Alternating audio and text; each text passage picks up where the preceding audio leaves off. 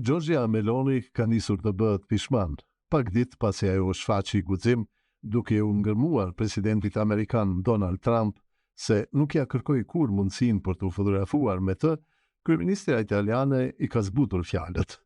Asaj me gjas i ka shkuar në përmend ndonjë akmarrje e shefit të shtëpisë së bardhë, prandaj të martën u tha ministrave të qeverisë italiane të mos ndikohen nga raportet e saj me kryetarin nga Washingtoni dhe se kjo përleshje diplomatike nuk duhet të ndikojnë edhe relacionet ndërmjet vendeve dhe qeverive që ata përfaqësojnë. Shkëmbimi i akuzave mes liderëve nuk duhet të ndikojnë në marrëdhëniet e qeverisë me Shtetet e Bashkuara, citohet të ketë thënë ajo sipas agjencisë së lajmeve ANSA. Brenda qeverisë italiane janë shfaqur shqetësime për pasojat e mundshme ekonomike dhe tregtare të përplasjes Meloni-Trump, përfshirë rrezikun e vendosjes së tarifave ndaj eksporteve italiane. Tensionet mes dy liderëve nisën pasi presidenti amerikan kritikoi Italinë për refuzimin e përdorimit të objekteve të saj ushtarake në mbështetje të operacioneve të Shteteve të Bashkuara kundër Iranit. Ato u përshkallëzuan kur Trump bëri një deklaratë të bujshme gjatë samitit të G7-s javën e kaluar në Francë se Meloni i kishte kërkuar ta bëjnë një fotografi së bashku. Kjo fundit mohoi pretendimet e amerikanit.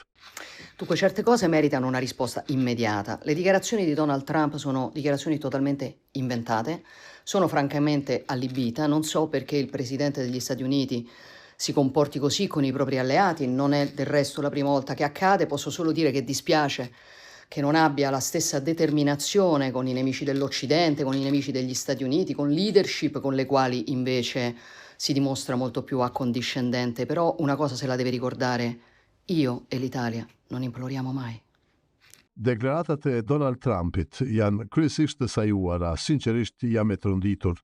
Nuk e di pse presidenti i Shteteve të Bashkuara sillet në këtë mënyrë ndaj aleatëve të tij. Në fund të fundit nuk është hera e parë, tha Meloni në një video të publikuar të premten në platformën X.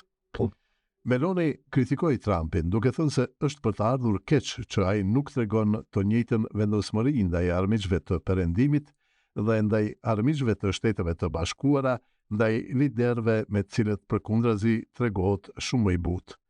Por ka një gjë që ai duhet ta kujtoj. Italia dhe unë nuk përgjërohemi, tha ajo. Ambasadori i SBA-s në Itali, Tilman J. Fertitta, u përpoq të ulte tensionet, duke thënë se mund të ketë momente mos pajtimi mes dy liderëve, por theksoi se marrëdhëniet mes dy vendeve mbetën një partneritet i vërtet bashkëpunimi. Zyrtarët italian po përgatiten gjithashtu për një takim të planifikuar mes Melonit dhe Trumpit në margjinat e samitit të NATO-s që do të mbahet muajin e ardhshëm në Ankara.